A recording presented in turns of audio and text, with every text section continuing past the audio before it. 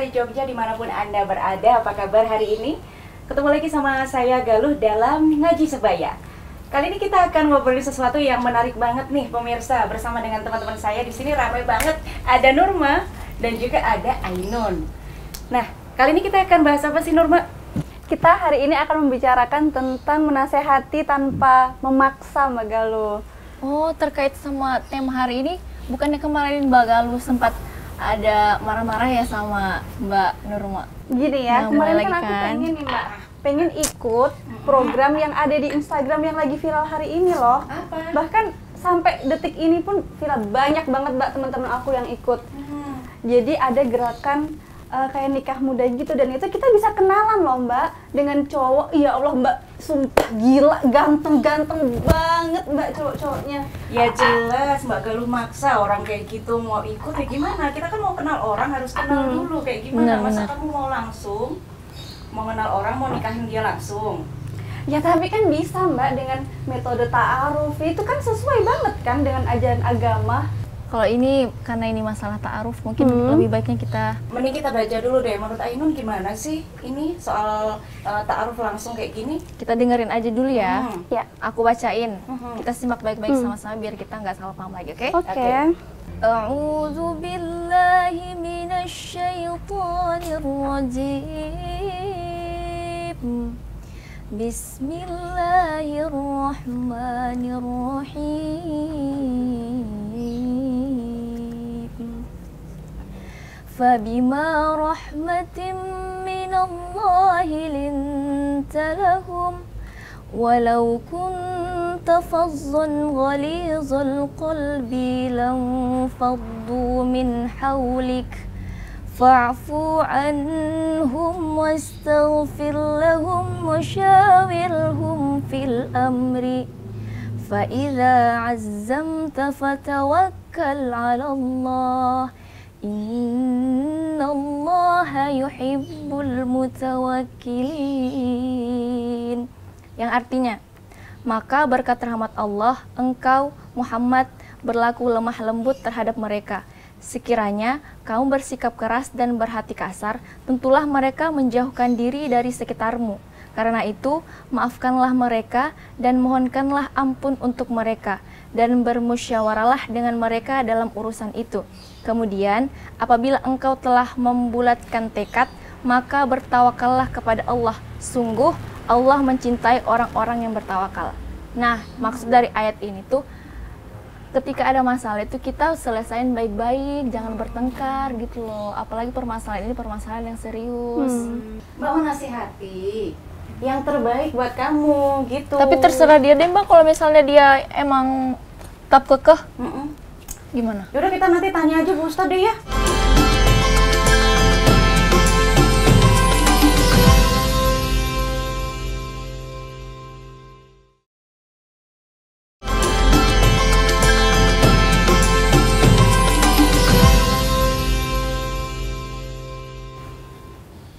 Assalamualaikum. Ustazah, Waalaikumsalam. Ustazah, lihat nih mereka berdua lagi ini, mungkin Ustazah bisa kasih pencerahan biar mereka nggak Iya. berantem lagi. Iya.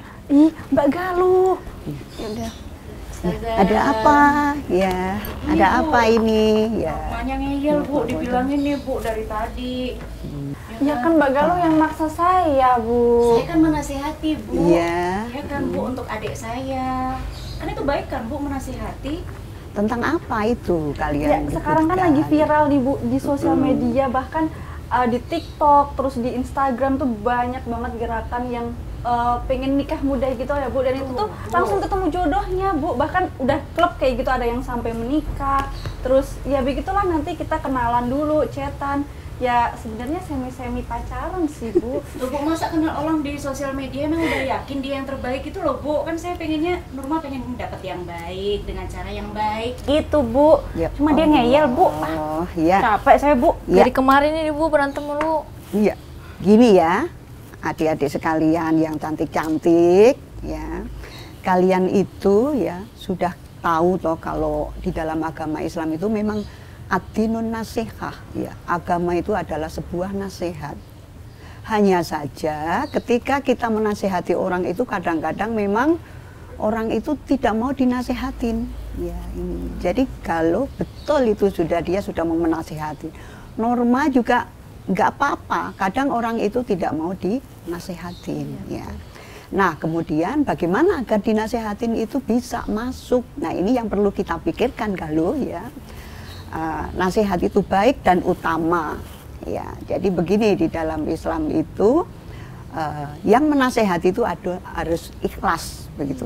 Ya, keikhlasan itu kan yang mengukur bukan kita, bukan kamu ya, tetapi keikhlasan itu di dalam diri kita kepada Allah, itu yang pertama. Ya. Kemudian menasehati orang jangan di depan umum. Iya, nanti malu deh. Kalau di depan umum dinasehatin begitu kan nggak baik juga. Nah, itu dilarang juga di dalam agama. Kemudian agama juga menganjurkan ya, agama itu menganjurkan bahwa menasehati itu dengan bahasa dan cara yang baik. Ya.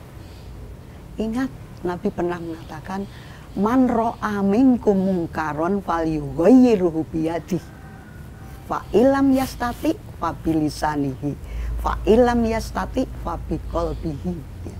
Wa dzalika atnaful iman. Jadi di sini yang perlu diperhatikan, menasehati itu ada etikanya, ya, etikanya. Jadi kalau ketika menasehati norma itu harus pakai etika, jangan memaksa-maksa, ya. Jangan memaksa-maksa, tapi harus ada etikanya.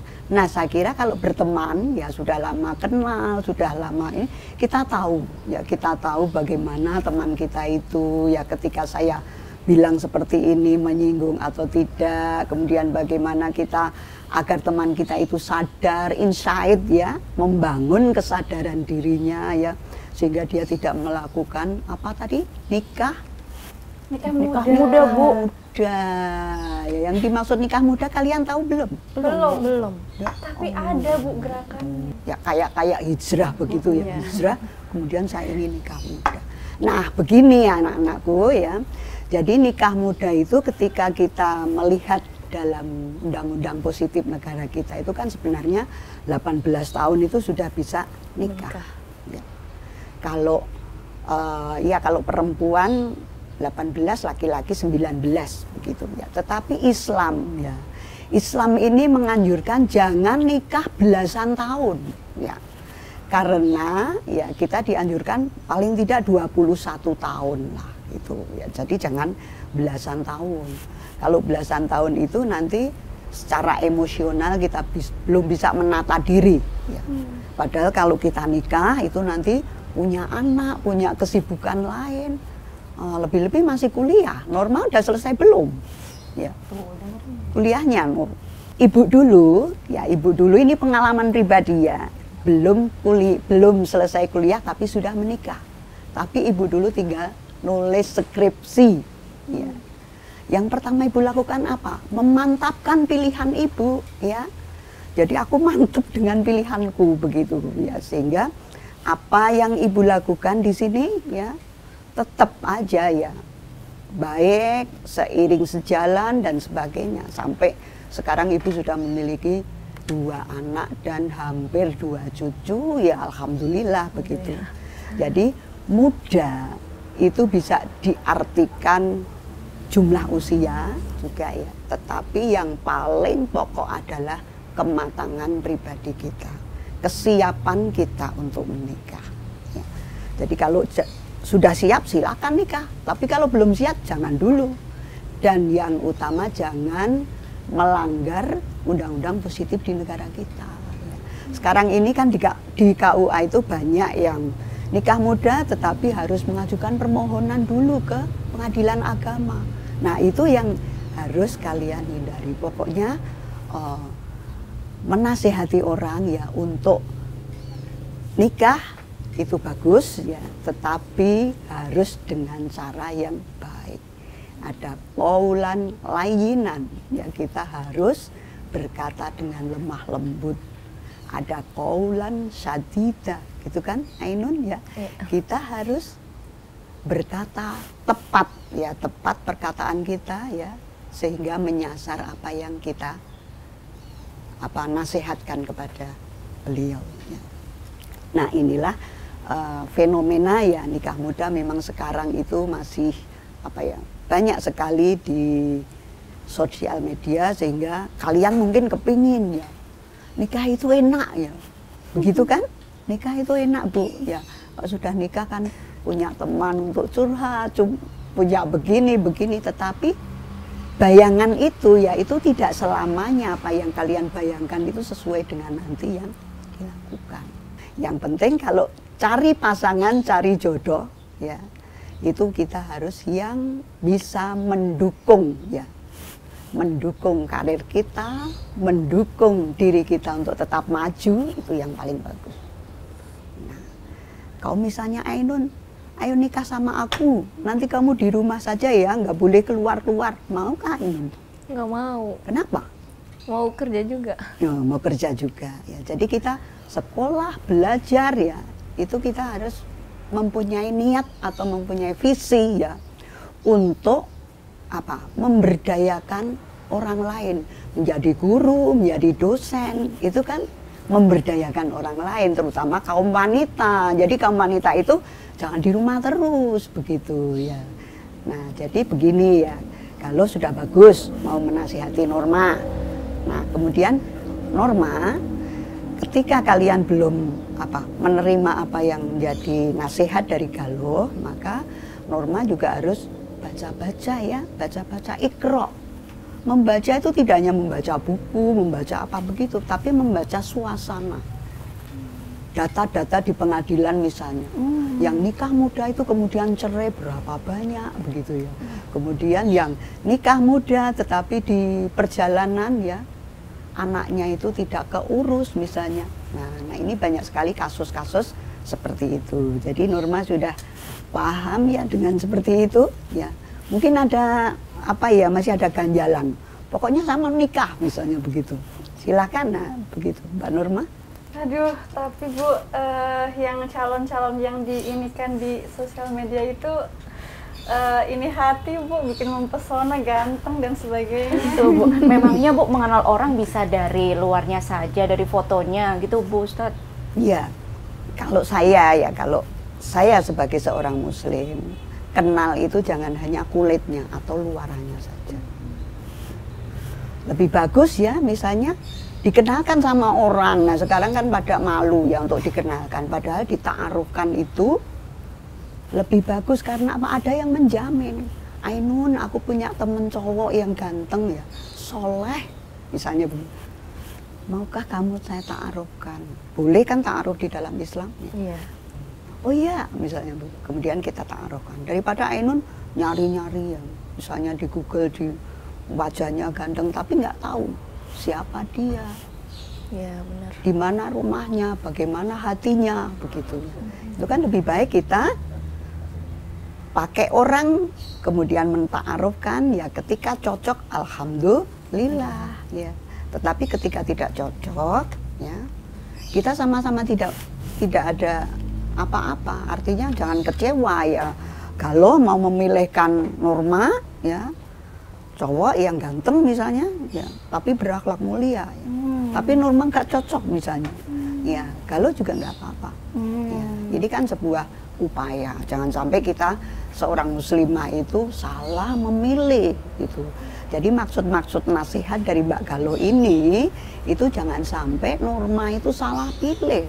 Iya, eman-eman kan ya, Norma kemudian dapat orang yang ganteng tetapi makan hati ya. Makan hati tau nggak? Kamu mau bukan gitu? Ya. Enggak juga sih.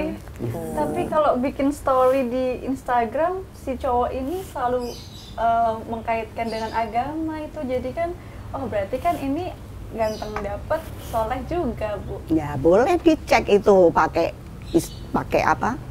telepon atau pakai WA. Ketika waktu-waktu sholat misalnya Norma bisa kontak ya. Waktu-waktu di masjid, apakah dia ke masjid atau tidak? Karena itu bisa juga palsu ya. Iya benar. Dia kadang-kadang penampilannya ya, kemudian omongannya ya, tapi ketika bisa dicek ya dalam Instagram atau dalam dia itu betul-betul enggak sih soleh, ke masjid kah, jamaah kah misalnya, Kemudian pergaulan dia itu dengan siapa atau teman-temannya. Nah, itu bisa dicek seperti itu. Kalau misalnya ya. gini Bu, kalau misalnya kita menasihati orang tapi malah menyakiti perasaannya gimana? Nah, itu yang tidak diperbolehkan. Ya. Nasihat yang baik itu ketika membangun insight atau kesadaran diri. Kalau dia malah jadi permusuhan, malah jadi saling benci, ya, ini yang tidak diperbolehkan oleh agama. Jadi nasihat itu adalah agama, ad-dinun nasihat, agama adalah sebuah nasihat, tetapi etika penasehatan itu harus diperhatikan. Jangan sampai kita melanggar etika, memaksakan kehendak dan sebagainya. Nah, ini yang tidak boleh. Ya. Jadi kalau begitu nggak boleh maksa ya Bu ya? Iya, Kalau tidak boleh menasihati nggak boleh memaksakan. maksa. Iya, iya, gitu ya, Mbak Galo. Tetap menasehati. Jadi jangan patah semangat. Wah, setiap saya menasehati kok gagal begitu, Iya, jangan. Bu. Karena agama itu memang menganjurkan ya sesama kita harus saling menasehati. Jadi memang ada caranya ya Bu ya, Iya. ternyata menasihati ya Bu ya. Iya, iya.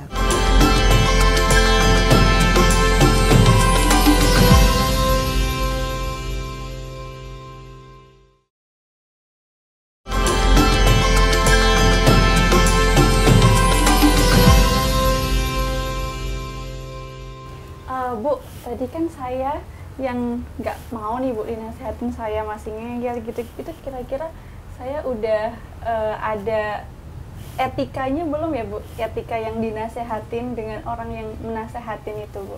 Ya, jadi menasehati dan dinasehati itu sebenarnya hal yang wajar ya. Seseorang itu dinasehati kemudian tidak menerima itu wajar. Jadi itu tidak terkena hukum. Kalau ngeyel dosa ya Bu, enggak ya. Tapi kita perlu diskusi ya. Perlu yang kita kembangkan adalah diskusi. Menasehati itu dilanjutkan dengan diskusi itu boleh ya. Jadi alasan saya untuk menasehati Norma untuk tidak nikah muda itu apa begitu ya. Kan saya kasihan sama kamu, kamu anak baik, nanti begini-begini itu lanjutnya diskusi. Kemudian Norma tetap misalnya saya sudah terlanjur cinta sama itu yang di media sosial. Iya, cinta itu boleh ya.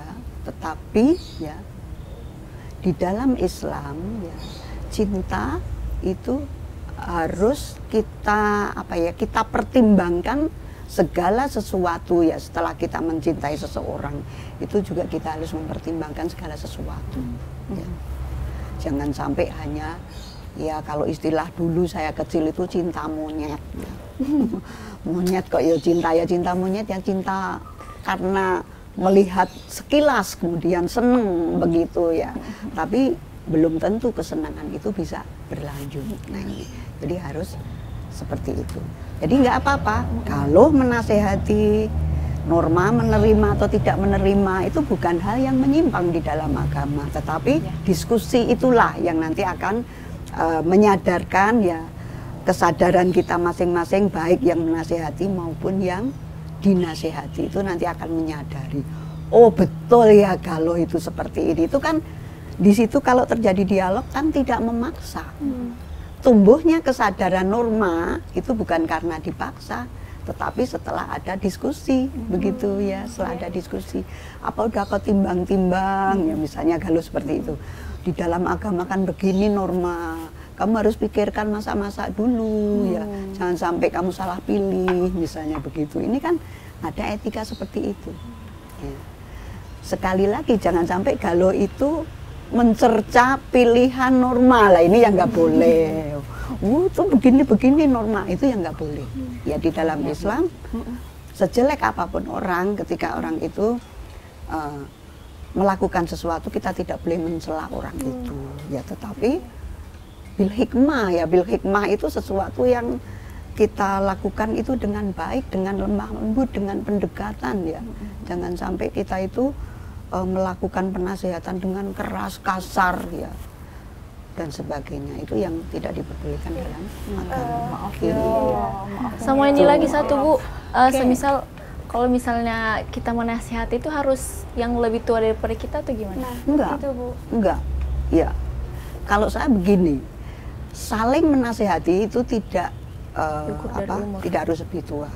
Jadi kalau kita dulu belajar konseling sebaya, ya pernah kita belajar konseling sebaya, itu bisa sebaya dalam pekerjaan, sebaya dalam karir kita, sebaya dalam bermain kita. Bisa jadi saya sekarang ini sebaya ya dengan kalian di dalam forum seperti ini misalnya.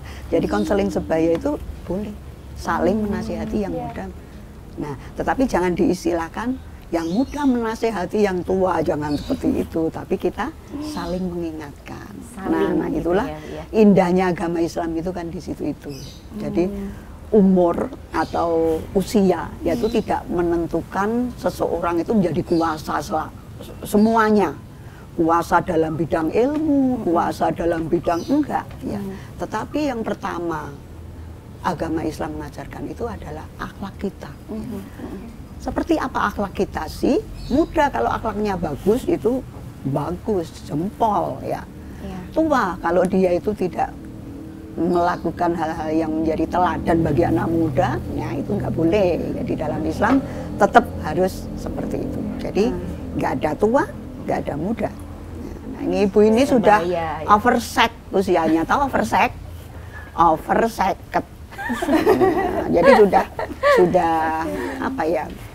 Sudah agak manis, sweet ya, hampir sweet. Nah, itu hampir sweet dan oversek sehingga seperti inilah ya. Jadi anak-anak muda sekarang ya kalau bisa saling menasehati tentang memilih jodoh itu memang bagus. Ya, kita saling menasehati dalam memilih pasangan itu bagus, saling mengingatkan dan jangan tersinggung ketika orang lain memberikan masukan. Nah, itu yang penting ya, jangan sampai nanti terus kita wah gitu, nggak perlu itu ya. Jadi terbuka. Ya, jika anak-anak milenial sekarang ini kan apa-apa terbuka. Ya. Anak-anak itu kalau sama orang tuanya mau ngomong, saya dinikahin itu tega ya. Kalau dulu saya nggak tega. Ya. Aku mau nikah bu, aku mau nikah pak, tega ya. Sekarang gitu anak-anak milenial. Ya. Tapi kalau ibu dulu enggak, mau dinikahkan aja cuma mesem, diem begitu ya. Nah, inilah perbedaannya. Berarti nih Bu, saya udah maafan nih Bu sama Nurma, saya juga merasa gimana gitu Bu, udah maksa dari tadi, ternyata ada beberapa yang perlu diperhatikan gitu ya Bu ya. Iya. Maaf ya. Ya udah besok-besok jangan berantem lagi ya. Berantem ya. Nah itu tanda tanya Mbak. Terima kasih banyak Bu Ustadz Terima kasih banyak, Ustadz. Sama-sama. Insya Allah kita ketemu lagi ya nanti di forum-forum. Baik teman-teman, itu tadi dalam ngaji sebaya ternyata kita telah mendapatkan banyak hal ya Nurma, Ainun. Betul. Ternyata dalam menasehati itu kita tidak boleh Memaksa tentu saja itu Mbak. kok tentu saja. Jadi Ya iyalah Mbak, kalau Iya, misalnya iya. nggak ada memaksa. Oke, cukup. Kita ketemu lagi di minggu depan. Tetap di Ngaji Sebaya. Saya Galuh. Saya Nurma. Saya Ainun. Pamit dulu. Wassalamualaikum warahmatullahi wabarakatuh.